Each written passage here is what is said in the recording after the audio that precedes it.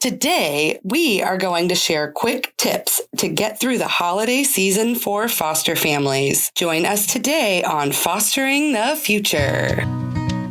Welcome to the Fostering the Future podcast, a show about all things child welfare, dependency, adoption, and foster care. Here are your hosts, veterans in the world of child welfare, Jack and Kat.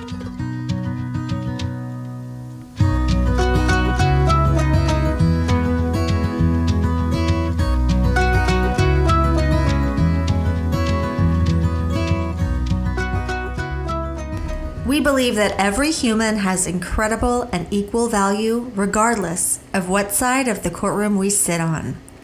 We hope that everyone feels welcome and accepted here on Fostering the Future.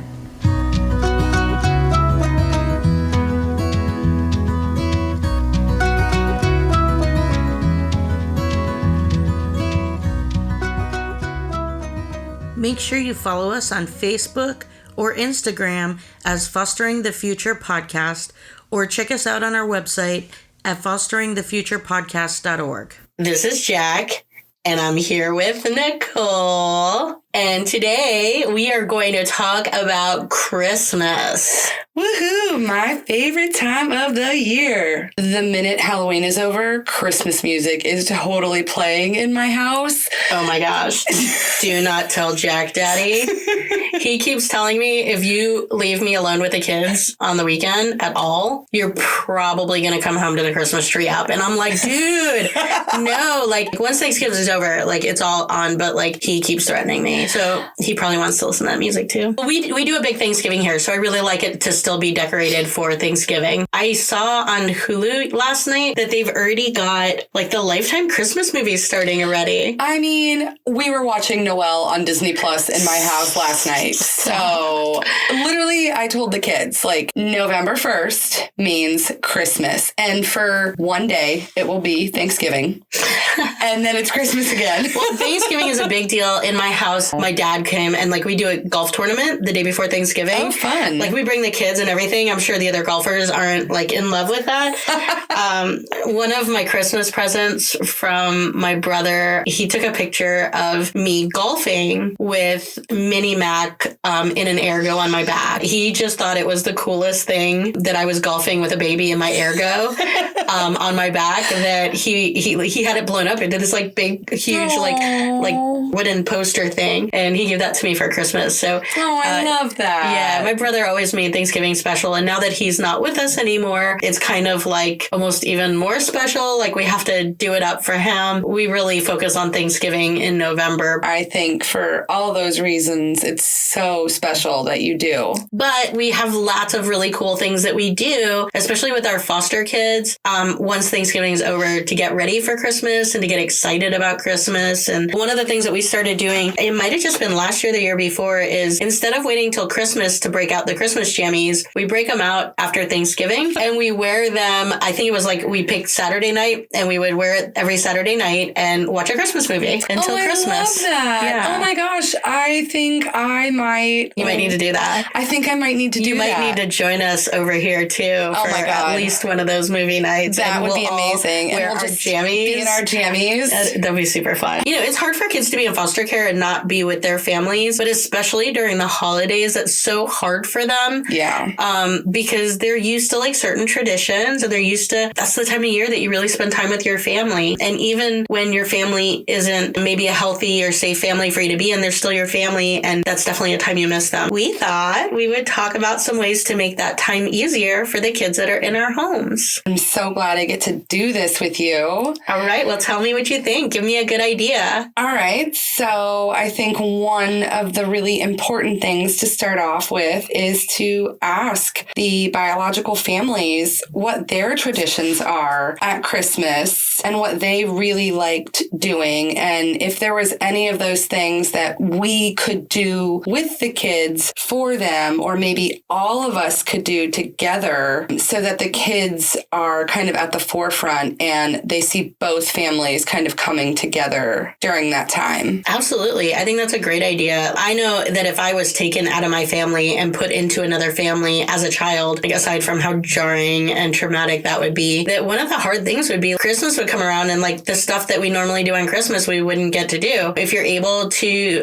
communicate with the biological parents and find out what things that kid might want to try doing at your house, if their family is able to be involved, that's great. Also, if that's not possible, maybe you could just ask the kid, like, what's your favorite thing to do? Maybe their parent takes them to go see a particular movie or go to a store to find out what their favorite part of Christmas is, what their family traditions are, and see how you can implement that in your home so that they're missing out on a little less. Yeah, and it is something that you can do with all of the kids in your home. So what is something else that we could do to kind of make things a bit easier for the kiddos and their families? One of the things that like we probably shouldn't have to say, but I think that we have to, just because even though it seems kind of obvious, if there's other kids in your home aside from the foster kids, you don't want to buy your biological son a Nintendo Switch and then get your foster kid a book. Like, yes. That's not okay. That's not okay. There should not be that disparity in the gift. It should be everybody is getting things that are valuable to them and what they want. I think that we would all know not to be like that, and that when your kid is your foster kid, they're your kid, and you treat them like every other kid in your home. If you're going to spend $20 or $50 on or $100 or $500 on a kid in your home, that's pretty much what you spend on all of them. And yeah, I also tell my kids, like, fair isn't always equal, you know? Oh, I like that. Fair doesn't always mean like that I spend $50 on you and $50 on you or whatever that is. It's what matters to that person. For this kid in foster care that is in your family, you're their Christmas. Last year, there was a lot of that lesson in my home, right? Because when you have kids that range from 1-year-old to 16-year-old, the cost of things are very different. I would imagine that your 16-year-old probably wanted different things from their 1-year-old. Very different things. Yeah. There's that too. So it's like making sure that the gift is what they each find value in and valuable to them. Just make everybody feel just as special as everybody else in your home, yes. Whether they're adopted or biological or in foster care. And I think that flows into kind of the next idea, actually, which is to make sure that they feel included with things like Christmas photos and family photos. Like you just talked about matching jammies. I do that. Last year, I was a little concerned about COVID and didn't want to do the traditional go to the mall and see Santa, even though, you know, things were starting to kind of open up a little bit. I found this awesome studio and Santa was coming for one night only. And ooh, was he? I know. And it was very exclusive. And he only accepted a few families, I told my kids. And we all went and had special one-on-one time with Santa and took photos. It was special to all of the kids. And ultimately, it was able to be special for bio families because I was able to share those photos with the bio families.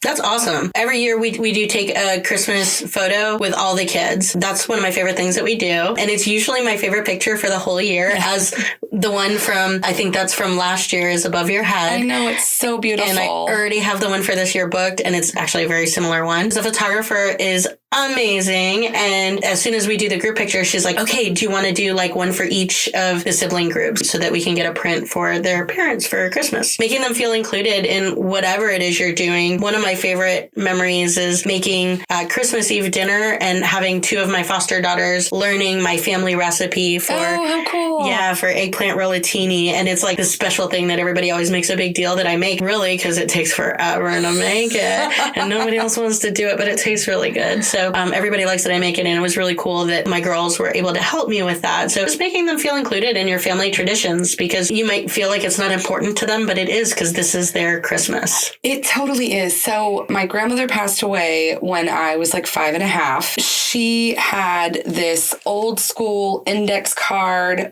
box with all of her recipes written in it. One of those. Yes, one of those. There's like flour stains on some of them, or like butter stains, or, you know, Christmas let's go type, you know what I mean? My mom and I, and it's been expanded to my best friend and my sister-in-law over the years, we would all get together and make these recipes. Aww. And then we would give the cookies and candy out that we would make out as gifts to people. Oh, I love that. Of course, now we've all got kids. Yeah. And so it's a lot of chaos, but it's something that they all really look forward to. And it was really special last year to be able to do that with all of the kids. And it was super fun to kind of bring them into the fold of this tradition that we've been carrying out for years and years. So one of the things that I love doing, I love finding things in the community to do with my kids during Christmas. And I think that's extra special when you have foster kids to be doing stuff like that and showing them, you know, things that they can do when they're older, when they're back with their family. I know one of the local malls does a Christmas tree lighting, and it's like they do 3 of them every night. Yeah, definitely. We've done that too. And there's like fake snow, and it's like a free thing you can do. So no matter how many kids you have, it's not like it's a crazy amount of money. You just go to the mall and watch the songs and the lights and the fake snow come out. It's so much fun. Or you could just drive around and look at Christmas lights. There's so many cool things that various communities do. And a lot of it is free, which is great when you got a big family, you know? Yeah. Actually, right around the corner from me, there's like this historic street. They shut the whole thing down for a couple of days close to Christmas. It's so fun. Oh, that's and cool. Every house does like a display of some sort. Oh, how awesome. So, and then like when you walk up, somebody will hand you hot cocoa. Oh, how They cool. hand out cake. It's so neat. Oh, you nice. just walk back and forth looking at like the lights. And then, so we usually try and do that every year. So that's a cool thing to do with your foster families and, you know, helping just bring more fun and joy and celebration to these kids who are going through a tough time. Definitely. You know, some of the things that seems to now be a tradition because we're doing it for the 2nd year in a row is we already had zoo passes because,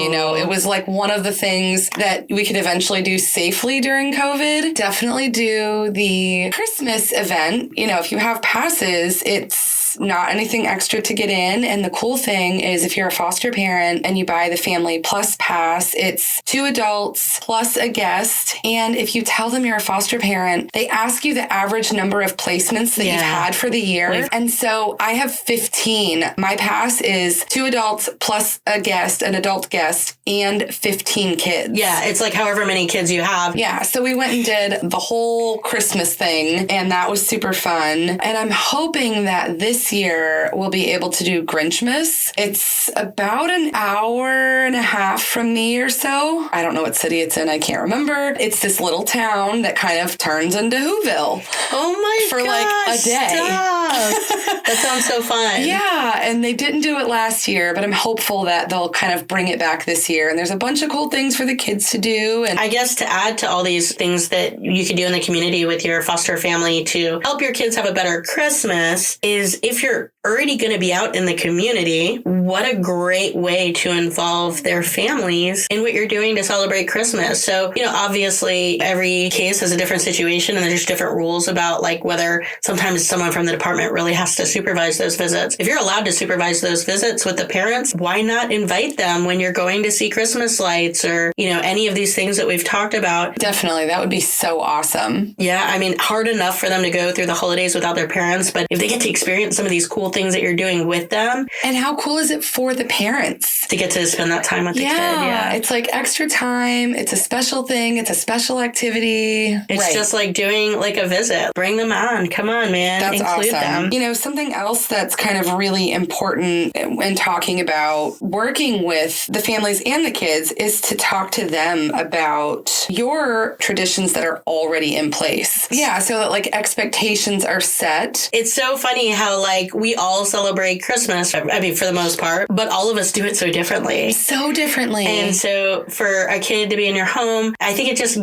takes away some of the anxiety when you like let them know what to expect. Like these are the things we're going to do for Christmas. This like on Christmas Eve, we're going to go here and these are going to be the people that are there. Yes. And this is what we're doing on Christmas Day. We're going to go here and then we're going to go here. This is who's going to be here. Right. We're going to open some gifts. We're going to eat some food just so that like there's not that always anxiety of like the hypervigilance that a lot of foster kids have that they just don't know what's going to happen. Definitely. There was a lot of that in my home. There still is. I always go to church on Christmas Eve. Last year, I mean, we did that kind of in our very casual clothes in our living room. And we watched service, you know, online on the TV because that was a safe way to do it. That was the safe way to do it. And like we lit candles in our own house and, you know, it was cool, but it's not the same. But still, the kids knew that that's what we were doing. And the kids know that this year we're going to go to church. And then we come home and, you know, we kind of have our own traditions of what we do and the food that we eat on Christmas Eve and what we eat for Christmas breakfast. Yes. We also have this rule where we like don't need to get up at 6 a.m. in the morning because Santa still delivered presents, even if it's 8 o'clock in the morning. Just kind of setting those expectations. I think you're right. It does kind of lessen that hypervigilance. When you're able to like have these co-parenting relationships with the biological parents, like it's really cool to be able to involve them sometimes in the planning of things. Like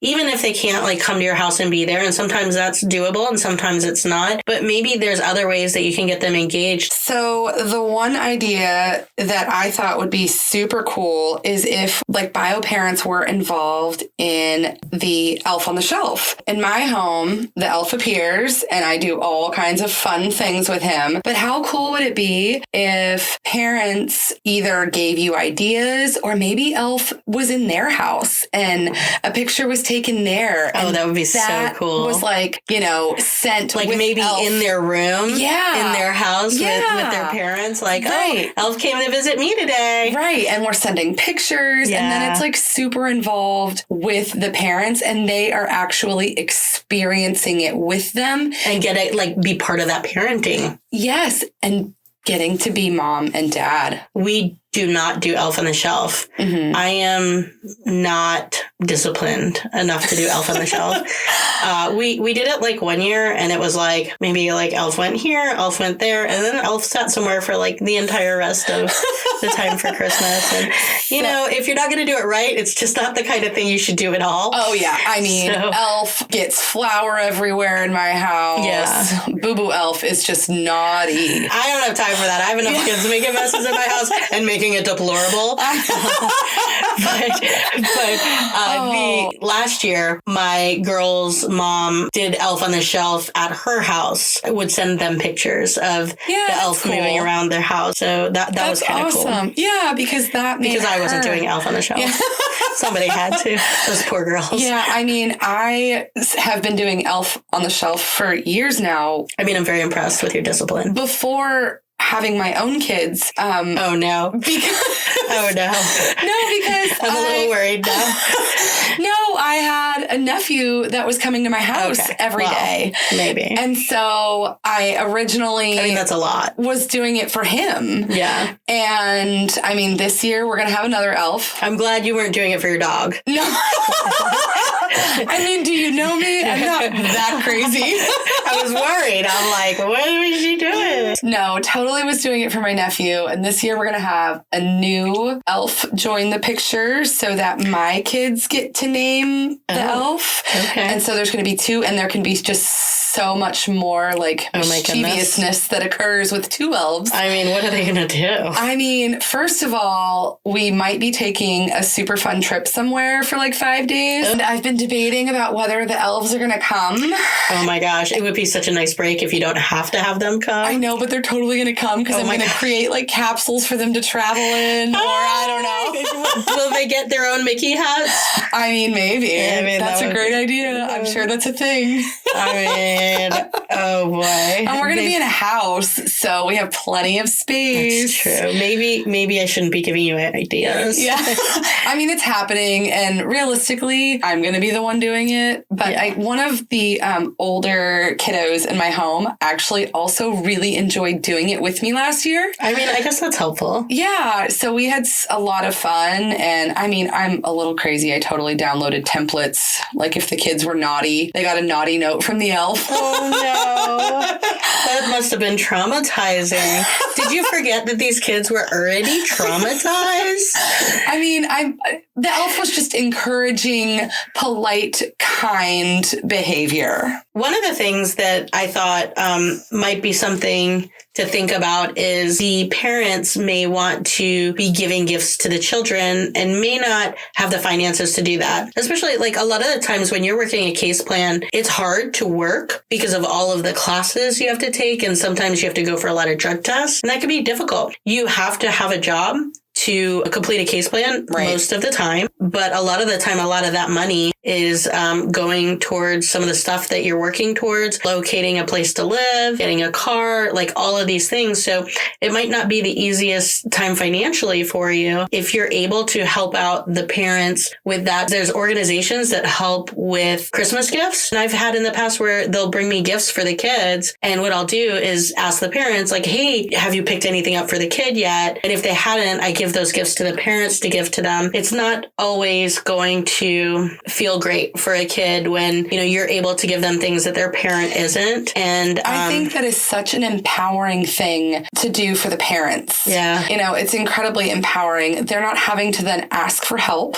It's being offered to them. And it's just another example of like being in a really good co-parenting situation and supporting the parents so they can continue to do the actual really hard work that they're doing. I mean, it's pretty much a full-time job to work a case plan as it's been seen. I admire some of the parents that I see. One in particular recently, he has a hard job and he works like every day and he still gets to his screens and does all his classes. And sometimes he's not done with his classes until 8 or 9 o'clock at night. He's just made it work and it's been really hard and he's busted his butt. I love that. Yeah. So it's like, yes. I love when a dad is stepping up like that. I That's know. great. I love mom. Yeah. And mom and dad are together here. He has it hard. He's working a hard job, then still doing all this stuff. And I'm not quite sure how he's doing it. And frankly, I haven't really seen another parent be able to do kind of the full-time traditional job and all of the things all at the same time. I mean, it definitely takes some dedication. Yeah. And like really, you know, finessing the schedule. So that's one thing we could do is we can help them out with some gifts. Listen, especially if you as a foster parent, like you're buying kids for your foster kids, and then somebody else comes along and offers some assistance with some gifts, like why not give it to the parent to give to them? And I think that kind of flows into kind of the next idea, having the kids make crafts to then also give gifts to the parents. Yeah. So it's not just that you're thinking of the parents and how you can support them to make the kids feel good, but how can you make the kids feel good with their parents and, you know, making crafts with them as gifts to give to their bio families and to kind of get excited about that. Maybe sending a kind of a craft kit with the kid, with mom. On a visit so they can do it together. Mom and dad. That's fun. So something along those lines. That's where a they're great doing. idea. Yeah, I mean, even something like a gingerbread house. I think they're like $10. Oh yeah, those are fun. You know, and so if that I think more gets eaten than built. I mean, totally, but it's still super fun. They're always so stale. Like, what is that? I don't know. My teenager is freakishly good at building these houses. I'm gonna have to see this. I mean, I'm going to find pictures and show you. We all did it last year, and he was helping everyone because I feel like we had a competition last year, but I don't remember where. It was 2020. Like 2020 is very fuzzy. Yeah. It's like PTSD, like you block it out. Yeah, totally. But I feel like there was a competition, and I don't feel like I was part of a winning team at all. But okay, so speaking about like making gifts for the parents, like with these crafts, like Christmas crafts, like you could do ornaments or like pictures and I know in school, a lot of the time, the kids will come home with stuff like that. Yes. And a lot of the time, they'll say right away, like, I want to give this to my mom. Definitely. Another point is that the organization that I do a lot of work with, we have an annual Christmas event for kids. And one of our favorite things to do is craft tables. Awesome. So whether it's like making an ornament or painting a canvas, that gives the child something to walk away with. They're like, I want to give this to my mom for Christmas. Definitely. And that's such a cool thing because then they feel like they have something to give. Yes. They get to be part of like the giving, not just the receiving. Yes. But also they made something, so they're proud of it. So it's just empowering, and it goes to building up their self-esteem with kids who have experienced trauma. Positive childhood experiences. Yes. Building resiliency, fighting trauma, all that good stuff. Yes. So I think while all these things are amazing and presents are fun and wonderful and great, I think that it's important for me me in my house that we all know that Christmas is not just about receiving things or gifts. It's about giving to people. Yes. And that doesn't mean always material things. Yeah.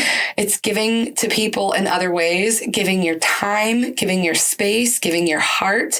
But it gives an opportunity to really teach the kids how important giving is. For me, as a foster parent, one of the things that I want my kids to walk away with is I hope that they see me giving literally every single day of myself. And I think the holidays is a really good time to kind of bring that up and kind of bring that lesson full circle. And teach them how to do it. And teach them how to do it. Instead of just modeling it, be like, hey, we're going to do this as a family. Whether you're like you as a family, like your whole family go and like volunteer somewhere. You know, one thing that's kind of fun to do is like if you just pick like a person or an organization, make cookies for the local firehouse, man. Yes. And just teach your kids and have them engaged with it. This is something we do because as a kid, a big part of Christmas is thinking about what you're getting, making a list. What are your gifts going to be? But as an adult, like, I mean, it's cool to get gifts, especially when people think about, I always think like the gifts that are most impactful for me is like when somebody, I feel like, oh, they know me. Yes. Like they get me. One of my foster kids bought me a necklace one year. Actually, I'm not sure if it was one of my foster kids or my bio kid, or I don't have any bio kids. I forgot. I always think my adopted kids are my bio kids. I can't remember if it was one of my adopted children or one of my foster children, but one of them got me a necklace for Christmas. And it wasn't like this big fancy thing. Not that I'm a big fancy necklace kind of gal, but there were words on it. And at this moment, I don't remember what the words said, but I cried for like 5 minutes. It just like, it got me. It wasn't just that like it was sweet words. It was like, they know my heart. Yes. So those are the gifts that like really matter to me. But really, as an adult, there is nothing more exciting in Christmas than giving something to somebody. I completely agree. And maybe just because like I just shared that like that's what gets me. Like if somebody gets me a gift and I'm like, oh, they know my heart. I spend so much time trying to think of Christmas gifts to make somebody feel like, oh, they know my heart. Yes. And that like I want my kids to feel that too. Like I want them to be so much more excited about what they're giving to someone else that they don't even think about what they want. I heard something in church, I don't know, 15, 20 years ago. And it was something about how if everybody concerned themselves not with their own needs, but with the needs of the people around them, like your needs would be met too. Like everybody's needs would be met if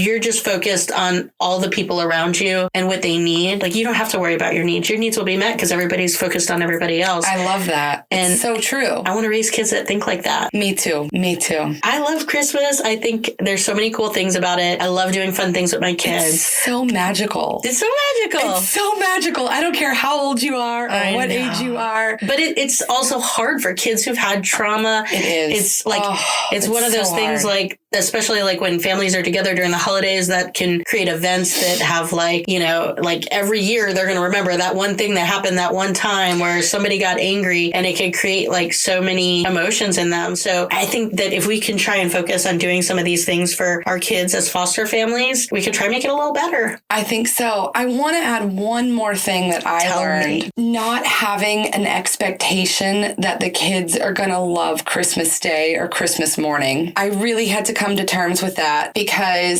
they're not with their biological families all the time. And there's not a space where that's always going to happen on that actual day. And when the opening presents from Santa and everyone else wears off, you might see a kid who is struggling. And so just not putting so much effort into everything being perfect and having this high expectation that it's going to be so amazing because you've worked so hard to make it so amazing for them. And then for them to just still not be happy. Because they're then experiencing things and emotions. But if you go into it with no expectations, it's so much easier. Yeah, for sure. And, you know, it's even if they get everything they want and they're so excited and, you know, it could be just like they get to talk to their mom at some point and then that's great for them. They need that, but they get off the phone and they're a mess. And like, no matter how much fun you had that day, it's just like, you know, you just got to roll with the punches, not have expectations and understand that what might be fun for them might also be difficult for them. Great point. Thank you for bringing that up. And thank you for joining me out here on this stressful day with my twitching eye. Well, this is the perfect way to end the day by talking about Christmas. Thank you for having me. Thank you. Thank you so much for joining us today. Make sure you subscribe and follow us on social.